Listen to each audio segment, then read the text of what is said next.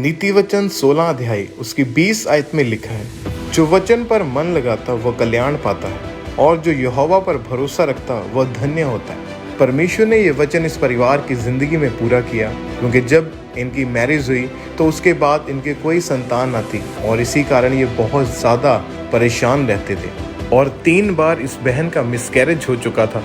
बहुत सारे डॉक्टर्स के पास ये गए, इलाज करवाया, परंतु कहीं से कोई भी फर्क नज़र नहीं आ रहा था।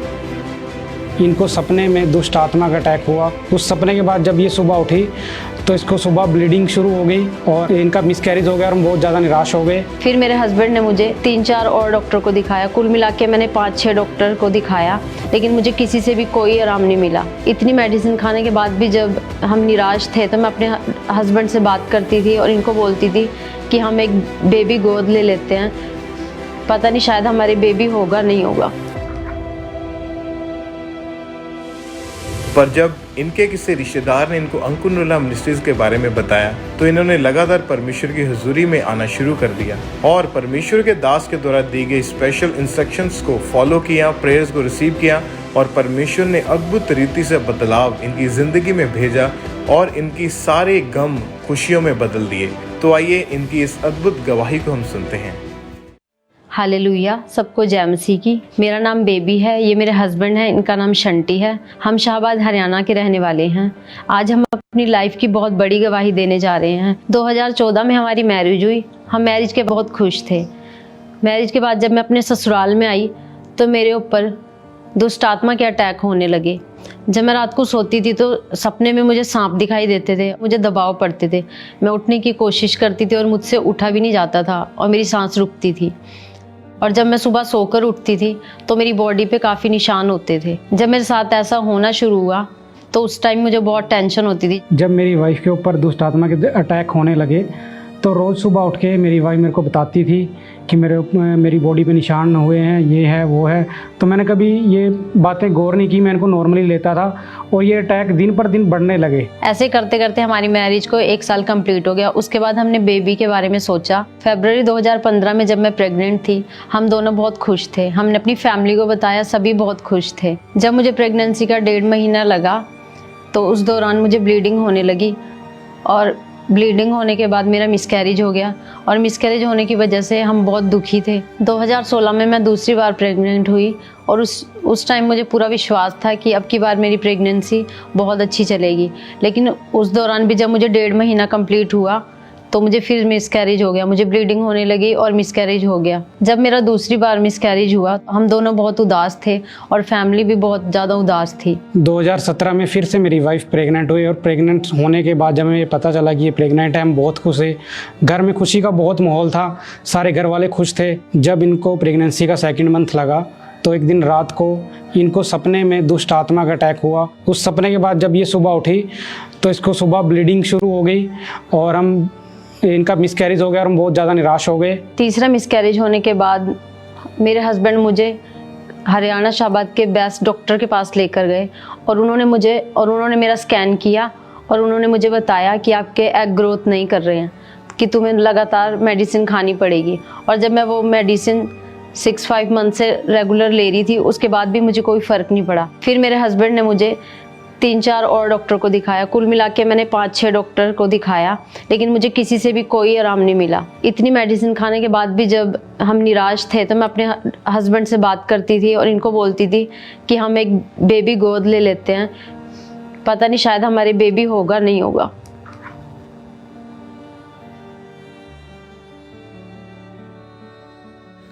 और जब लोग इनसे इनके बच्चे के बारे में पूछते थे तो इनके पास रोने के अलावा और कुछ भी नहीं था।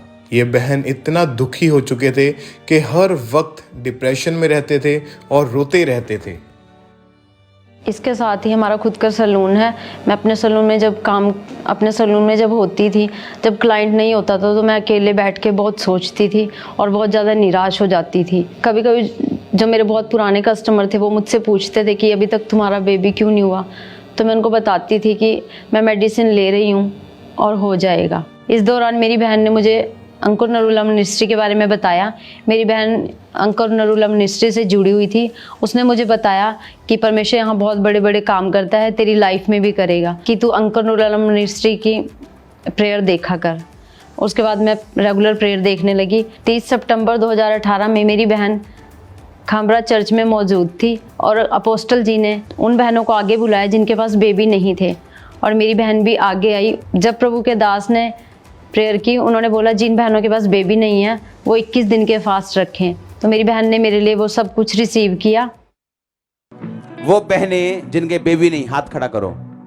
जिनके बेबी नहीं, जो बच्चा चाहते हैं, अपने हाथ खड़ा करो। कल से 21 रोजे आप रखोगे 5 बजे तक। 5 बजे तक कुछ नहीं खाना, एक आध बार चाय लेनी है या पानी पीना है, एक आध बार आप ले सकते 5 बजे, शाम के 5 बजे। आपने कल से 21 फास्टिंग करनी। आपके साथ मैं प्रेयर करूंगा। Congratulations, congratulations, congratulations, congratulations. मैं आपको मस्सा करता हूं बेबी होने के लिए। मैं मस्सा करता हूं आपको बेबी होने के लिए। मैं आपको मस्सा करता हूं बेबी होने के लिए। बाय फायर बाय पावर आप कंसीव करोगे। मैंने कहा बाय फायर बाय पावर आप कंसीव करोगे। बाय फायर बाय पावर आप कंसीव करोगे। और मैं यीशु मसीह के नाम में घोषणा करता हूं आपके परिवारों के अंदर जो वंश परमेश्वर आपको देना चाहता है, बेटी या बेटा, वो आपके घर में आने वाला, एंटर करने वाला है चर्च। और मैं घोषित करता हूं आप फलदायक होकर वापस आने वाले हैं। मीटिंग खत्म होने के बाद मेरी सिस्टर ने मुझे कॉल किया और उसने मुझे बताया कि अपोस्टल जी ने प्रोफेटिक प्रेयर की है और उन्होंने कहा है जिन बहनों के पास बेबी नहीं है वो 21 दिन के फास्ट रखें। तो मेरी सिस्टर ने मुझे बताया कि अब 21 दिन के फास्ट रखना। मैंने और मेरे हस्बैंड ने विश्वास के साथ ये प्रेयर अपने लिए रिसीव की और हम दोनों हस्बैंड वाइफ ने ये 21 दिन के फास्ट एक साथ रखे। हमें विश्वास था कि परमेश्वर इस बार हमारी लाइफ में ज़रूर काम करेंगे। 21 दिन के फास्ट रखने के बाद जब मैंने अपना प्रेगनेंसी टेस्ट किया तो पॉजिटिव आया और हम बहुत खुश थे और पूरी प्रेगनेंसी परमेश्वर ने मुझे संभाल कर रखा। 8 जून 2019 को परमेश्वर ने हमें बहुत ब्यूटीफुल बेबी गर्ल के साथ ब्लेस किया। जब मैंने अपनी बेटी को अपनी गोद में उठाया तो मुझे बहुत खुशी महसूस हुई और मैंने परमेश्वर का बहुत धन्यवाद किया। बेटी के बाद परमेश्वर ने हमें बेबी बॉय के साथ ब्लेस करा और अपना अनुग्रह हम पर किया। हम उसके लिए परमेश्वर का धन्यवाद करते हैं और हमारी फैमिली को कंप्लीट किया। अब हम सब बहुत खुश हैं। जिन बहनों के पास बेबी नहीं है, मैं उनसे ये कहना चाहती हूँ, जैसे परमेश्वर ने हमें 5 साल बाद बेबी गर्ल के द्वारा ब्लेस किया और उसके बाद परमेश्वर ने हमें बेटे के साथ भी ब्लेस किया, मैं उन बहनों से कहना चाहती हूँ जिनके पास बेबी नहीं है कि वो भी परमेश्वर के ऊपर विश्वास रखें। जैसे परमेश्वर ने हमारी फैमिली को कंप्लीट किया है, वैसे ही परमेश्वर आपको भी ब्लेस करेंगे और आपको भी बेबी की ब्लेसिंग देंगे।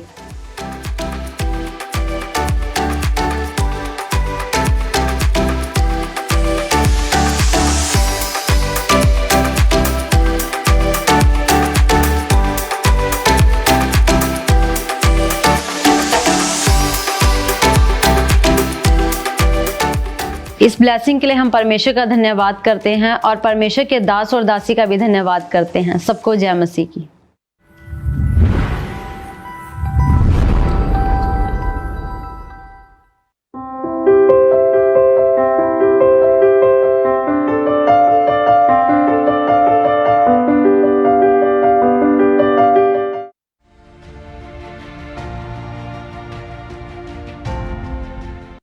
ਹਾਲੇਲੂਇਆ। ਸਾਰਿਆਂ ਨੂੰ ਜੈ ਮਸੀਹ ਦੀ। ਮੇਰਾ ਨਾਮ ਕੁਲਦੀਪ ਸਿੰਘ ਹੈ। ਮੈਂ ਅੰਮ੍ਰਿਤਸਰ ਦਾ ਰਹਿਣ ਵਾਲਾ ਹਾਂ। ਅੱਜ ਮੈਂ ਆਪਣੇ ਜੀਵਨ ਦੀ ਬਹੁਤ ਵੱਡੀ ਗਵਾਹੀ ਦੱਸਣ ਜਾ ਰਿਹਾ ਕਿ ਕਿੱਦਾਂ ਪਰਮੇਸ਼ਰ ਨੇ ਮੇਰੇ ਜੀਵਨ ਦੇ ਵਿੱਚ ਕੰਮ ਕੀਤਾ। ਅੱਜ ਮੈਂ ਵਿਸ਼ਵਾਸ ਕਰਦਾ ਪ੍ਰਭੂ ਯਿਸੂ ਮਸੀਹ ਦੇ ਨਾਮ ਦੇ ਵਿੱਚ ਕਿ ਅੱਜ ਜਦੋਂ ਤੁਸੀਂ ਮੇਰੀ ਟੈਸਟਮਨੀ ਨੂੰ ਸੁਣੋਗੇ ਤਾਂ ਪਰਮੇਸ਼ਰ ਤੁਹਾਡੇ ਵੀ ਜੀਵਨ 'ਚ ਜ਼ਰੂਰ ਕੰਮ ਕਰਾਂਗਾ। ਹੁਣ ਮੇਰੀ ਉਮਰ 26 ਸਾਲ ਆ। ਜਦੋਂ ਮੈਂ 14 ਸਾਲਾਂ ਦਾ ਸੀ ਤੇ ਸਕੂਲ ਦੇ ਵਿੱਚ ਜਦੋਂ ਮੈਂ ਜਾਂਦਾ ਹੁੰਦਾ ਸੀ ਤੇ ਜਿਹੜੇ ਮੇਰੇ ਯਾਰ ਦੋਸਤ ਸੀ ਉਹ ਜਾਨੀ ਕਿ ਗਲਤ ਕੰਮਾਂ ਦੇ ਵਿੱਚ ਸੀ, ਲੜਾਈ ਝਗੜੇ ਦੇ ਵਿੱਚ ਸੀ ਤੇ ਮੇਰਾ ਉੱਠਣਾ ਬੈਠਣਾ ਜਿਹੜਾ ਉਹਨਾਂ ਦੇ ਨਾਲ ਸੀ। ਤੇ ਜਦੋਂ ਮੈਂ ਹੌਲੀ ਹੌਲੀ ਉਹਨਾਂ ਦੇ ਨਾਲ ਉੱਠਣਾ ਬੈਠਣਾ ਸ਼ੁਰੂ ਕੀਤਾ ਤੇ ਮੇਰੀ ਦੋਸਤੀ ਜਿਹੜੀ ਉਹਨਾਂ ਦੇ ਨਾਲ ਜ਼ਿਆਦਾ ਗੂੜੀ ਹੋ ਗਈ। ਤੇ ਜਦੋਂ ਅਸੀਂ ਘਰ ਤੋਂ ਸਕੂਲ ਵਿੱਚ ਜਾਣਾ ਤੇ ਸਕੂਲੇ ਅਸੀਂ ਆਪਣੀ ਹਾਜ਼ਰੀ ਲਵਾ ਕੇ ਤੇ ਸਕੂਲ ਤੋਂ ਅਸੀਂ ਭੱਜ ਜਾਣਾ ਬਾਹਰ ਬੰਕ ਮਾਰ ਕੇ ਤੇ ਸਾਰਾ ਦਿਨ ਅਸੀਂ ਬਾਹਰ ਹੀ ਫਿਰਦੇ ਰਹਿਣਾ। ਤੇ ਜਦੋਂ ਛੁੱਟੀ ਦਾ ਟਾਈਮ ਹੋਣਾ ਸੀ ਆਉਣਾ ਸਕੂਲੇ ਅਸੀਂ ਆਪਣੇ ਕੰਧਾ ਟੱਪ ਕੇ ਬੈਗ ਚੁੱਕ ਕੇ ਘਰੇ ਚਲ ਜਾਣਾ। ਫਿਰ ਮੇਰਾ ਉਸ ਤੋਂ ਬਾਅਦ ਸਕੂਲ ਚੇਂਜ ਹੋ ਗਿਆ। ਸਕੂਲ ਚੇਂਜ ਹੋਣ ਤੋਂ ਬਾਅਦ ਜਦੋਂ ਮੈਂ 10th ਕਲਾਸ ਦੇ ਵਿੱਚ ਦੁਬਾਰਾ ਗਿਆ ਤੇ ਉੱਥੇ ਵੀ ਮੇਰੇ 6 ਮਹੀਨੇ 1 ਸਾਲ ਵਧੀਆ ਲੰਘਿਆ। ਫਿਰ ਮੇਰੇ ਯਾਰ ਦੋਸਤ ਮੈਨੂੰ ਉੱਦਾਂ ਦੇ ਮਿਲ ਗਏ।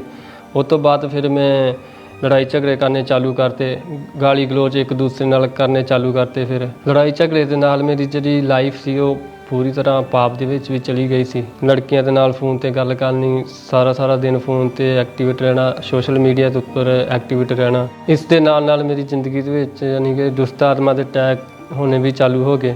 ਤੇ ਜਦੋਂ ਮੈਂ ਦੁਸ਼ਟ ਆਤਮਾ ਦੇ ਅਟੈਕ ਹੋਣੇ ਤੇ ਦੁਸ਼ਟ ਆਤਮਾ ਨੇ ਮੇਰੇ ਨਾਲ ਸੁਪਨੇ ਦੇ ਵਿੱਚ ਗਲਤ ਸੰਬੰਧ ਬਣਾਉਣੇ। ਜਦੋਂ ਮੈਂ ਸਵੇਰ ਨੂੰ ਉੱਠਣਾ ਮੇਰੀ ਬੋਡੀ ਪੂਰੀ ਪੇਨ ਨਾਲ ਭਰੀ ਹੁੰਦੀ ਸੀ ਤੇ ਮੈਂ ਆਪਣੇ ਆਪ 'ਚ ਖਿਜਾ ਕਰਨਾ ਤੇ ਘਰ ਵਾਲਿਆਂ ਦੇ ਨਾਲ ਵੀ ਉੱਠ ਕੇ ਝਗੜਾ ਯਾਨੀ ਕਿ ਕਰ ਲੈਣਾ। ਜਦੋਂ ਰਾਤ ਨੂੰ ਦੁਸ਼ਟ ਆਤਮਾ ਨੇ ਮੇਰੇ ਸੁਪਨੇ ਦੇ ਵਿੱਚ ਆਣ ਕੇ ਮੇਰੇ ਨਾਲ ਗਲਤ ਰਿਲੇਸ਼ਨ ਬਣਾਉਣੇ ਤੇ ਮੈਂ ਸਵੇਰ ਉੱਠ ਕੇ ਆਪਣੇ ਆਪ ਹੀ ਸੋਚਣਾ, ਨਾ ਮੈਂ ਯਾਨੀ ਕਿ ਸੋਚਦਾ ਹੁੰਦਾ ਸੀ ਕਿ ਮੇਰੇ ਨਾਲ ਕੀ ਹੋ ਗਿਆ। ਇਹ ਚੀਜ਼ਾਂ ਮੈਂ ਆਪਣੇ ਘਰ ਵਾਲਿਆਂ ਦੇ ਨਾਲ ਵੀ ਸ਼ੇਅਰ ਨਹੀਂ ਸੀ ਕਰ ਸਕਦਾ ਔਰ ਨਾ ਮੈਂ ਕਿਸੇ ਆਪਣੇ ਯਾਰ ਦੋਸਤ ਨਾਲ ਸ਼ੇਅਰ ਕਰਦਾ ਹੁੰਦਾ ਸੀ ਵੀ ਲੋਕੀ ਕੀ ਸੋਚਣਗੇ, ਯਾਨੀ ਕਿ ਜੰਗ ਹੈਗਾ ਆ, ਇਹਨੂੰ ਇੱਦਾਂ ਦੇ ਅਟੈਕ ਹੁੰਦੇ ਆ। ਆਪਣੇ ਮੈਂ ਘਰ ਵਾਲਿਆਂ ਨੂੰ ਕਿਸੇ ਦੇ ਨਾਲ ਨਹੀਂ ਗੱਲਬਾਤ ਨਹੀਂ ਸੀ ਕਰ ਦਿੰਦਾ ਇਸ ਵਿਸ਼ੇ ਦੇ ਬਾਰੇ।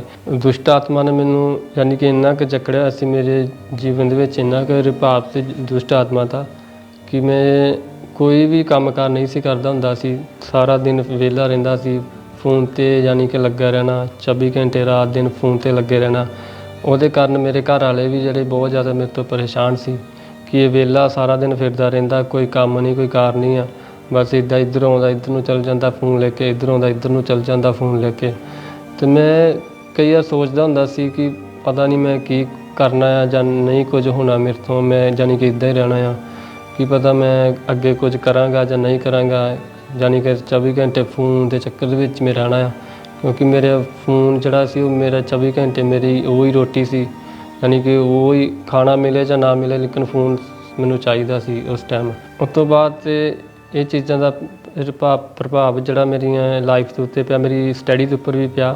ਮੈਂ ਆਪਣੀ ਸਟੱਡੀ ਵੀ ਅੱਗੇ ਨਹੀਂ ਕਰ ਪਾਇਆ। ਦਿਨੋਂ ਦਿਨ ਦੁਸ਼ਟ ਆਤਮਾ ਦੇ ਅਟੈਕ ਜਿਹੜੇ ਮੇਰੇ ਉੱਪਰ ਜ਼ਿਆਦਾ ਹੈਵੀ ਹੁੰਦੇ ਜਾਂਦੇ ਸੀ ਅਤੇ ਮੈਨੂੰ ਡਰ ਵੀ ਲੱਗਣਾ ਚਾਲੂ ਹੋ ਗਿਆ ਸੀ। ਯਾਨੀ ਕਿ ਮੈਂ ਇਕੱਲਾ ਕਿਤੇ ਜਾ ਨਹੀਂ ਸੀ ਸਕਦਾ ਹੁੰਦਾ।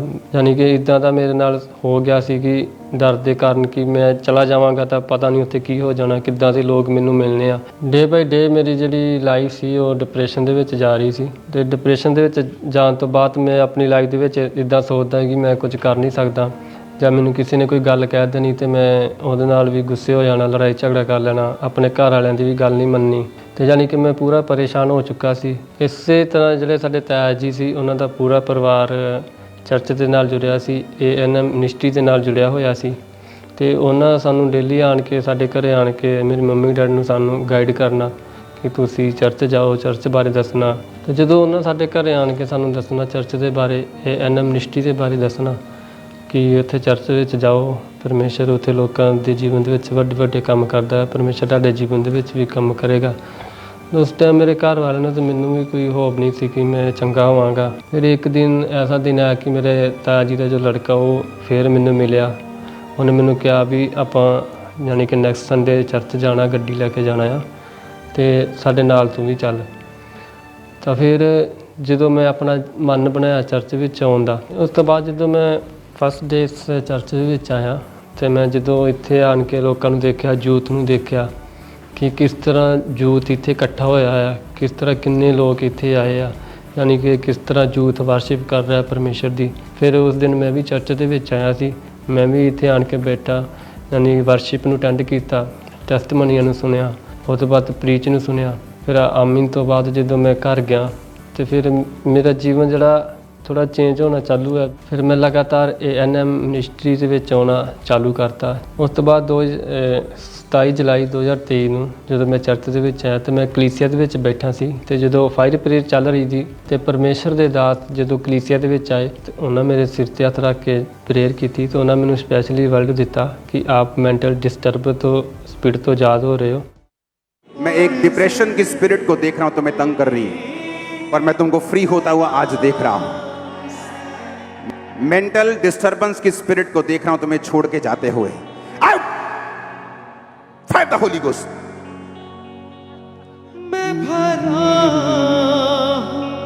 उसके कलाम से। तो उस टाइम पवित्र आत्मा ने छुआ तो मेरे जीवन ਦੇ ਵਿੱਚ ਉਹ ਦੁਸ਼ਟ ਆਤਮਾ ਨਿਕਲ ਕੇ ਗਈਆਂ ਤੇ ਮੈਂ ਉਸ ਦਿਨ ਤੋਂ ਪੂਰੀ ਤਰ੍ਹਾਂ ਹੀਲਿਆ। ਪਰਮੇਸ਼ਰ ਦੀ ਸੱਚੀ ਸ਼ਾਂਤੀ ਮੇਰੇ ਜੀਵਨ ਦੇ ਵਿੱਚ ਆਈ ਔਰ ਸਾਮਰਥੀ ਲੈਣ ਤੋਂ ਬਾਅਦ ਹੁਣ ਮੈਂ ਪੂਰੀ ਤਰ੍ਹਾਂ ਆਜ਼ਾਦ ਹਾਂ। ਜਿਹੜੇ ਮੈਨੂੰ ਪਹਿਲਾਂ ਈਵਲ ਸਪਿਰਿਟ ਦੇ ਅਟੈਕ ਹੁੰਦੇ ਸੀ ਉਹਨਾਂ ਤੋਂ ਮੈਂ ਪੂਰੀ ਤਰ੍ਹਾਂ ਆਜ਼ਾਦ ਹਾਂ। ਜਿਹੜੇ ਮੈਨੂੰ ਪਹਿਲਾਂ ਬੇਬੀ ਚਾਰ ਦੇ ਅਟੈਕ ਹੁੰਦੇ ਸੀ ਉਹਨਾਂ ਤੋਂ ਮੈਂ ਪੂਰੀ ਤਰ੍ਹਾਂ ਆਜ਼ਾਦ ਹਾਂ ਔਰ ਹਰ ਇੱਕ ਦੁਸ਼ਟ ਆਤਮਾ ਤੋਂ ਆਜ਼ਾਦ ਹਾਂ। ਜੋ ਮੈਨੂੰ ਮੈਂਟਲ ਡਿਸਟਰਬ ਦੇ ਅਟੈਕ ਹੁੰਦੇ ਸੀ ਉਹਨਾਂ ਅਟੈਕਾਂ ਤੋਂ ਵੀ ਪੂਰੀ ਤਰ੍ਹਾਂ ਆਜ਼ਾਦ ਹਾਂ। ਪਰਮੇਸ਼ਰ ਨੇ ਮੈਨੂੰ ਪੂਰੀ ਤਰ੍ਹਾਂ ਆਜ਼ਾਦ ਕੀਤਾ ਹੈ। ਹੁਣ ਮੈਂ ਆਪਣਾ ਜੀਵਨ ਪਰਮੇਸ਼ਰ ਨੂੰ ਪੂਰੀ ਤਰ੍ਹਾਂ ਡੈਡੀ ਕਰ ਚੁੱਕਾ, ਪਰਮੇਸ਼ਰ ਦੇ ਕੰਮਾਂ ਵਾਸਤੇ ਕਰ ਚੁੱਕਾ ਹਾਂ। ਉਸ ਅਦਭੁਤ ਸਪਰਸ਼ ਤੋਂ ਬਾਅਦ ਮੇਰੀ ਜਿਹੜੀ ਲਾਈਫ ਹੁਣ ਪੂਰੀ ਤਰ੍ਹਾਂ ਚੇਂਜ ਹੋ ਚੁੱਕੀ ਆ, ਬਦਲ ਚੁੱਕੀ ਆ। ਹੁਣ ਜਿਹੜੇ ਮੇਰੇ ਘਰ ਦੇ ਜਿਹੜੇ ਮੇਰੇ ਨਾਲ ਗੁੱਸੇ ਹੁੰਦੇ ਸੀ, ਹੁਣ ਮੇਰੀ ਫੈਮਿਲੀ ਵੀ ਪੂਰੀ ਮੇਰੇ ਨਾਲ ਸਹਿਮਤ ਆ। ਹੁਣ ਮੇਰੀ ਫੈਮਿਲੀ ਮੇਰੀ ਫੈਮਿਲੀ ਦੇ ਵਿੱਚ ਪੂਰਾ ਪੀਸ ਆ, ਸ਼ਾਂਤੀ ਆ। ਜਿਹੜੇ ਲੋਕ ਯੂਥ ਹੁਣ ਜਿਹੜਾ ਬੇਵਿਚਾਰ ਦੇ ਵਿੱਚ ਆ, ਨਸ਼ਿਆਂ ਦੇ ਵਿੱਚ ਆ, ਮੈਂ ਉਹ ਯੂਥ ਨੂੰ ਇਹ ਮੈਸੇਜ ਦੇਣਾ ਚਾਹੁੰਦਾ ਕਿ ਤੁਸੀਂ ਵੀ ਪ੍ਰਭੂ ਦੇ ਵਿੱਚ ਆਓ। ਜਿਸ ਤਰ੍ਹਾਂ ਪਰਮੇਸ਼ਰ ਨੇ ਮੇਰੇ ਜੀਵਨ ਦੇ ਵਿੱਚ ਕੰਮ ਕੀਤਾ, ਮੈਂ ਵਿਸ਼ਵਾਸ ਕਰਦਾ ਕਿ ਪ੍ਰਭੂ ਤੁਹਾਨੂੰ ਵੀ ਛੂਹੇਗਾ ਔਰ ਤੁਹਾਨੂੰ ਵੀ ਯਾਦ ਕਰੇਗਾ। ਔਰ ਇਸ ਵੱਡੇ ਛੁਟਕਾਰੇ ਲਈ ਮੈਂ ਪਰਮੇਸ਼ਰ ਦਾ ਧੰਨਵਾਦ ਕਰਦਾ ਹਾਂ ਔਰ ਪਰਮੇਸ਼ਰ ਦੇ ਦਾਸ ਔਰ ਦਾਸੀ ਦਾ ਧੰਨਵਾਦ ਕਰਦਾ ਹਾਂ। ਸਾਰਿਆਂ ਨੂੰ ਜੈ ਮਸੀਹ ਦੀ।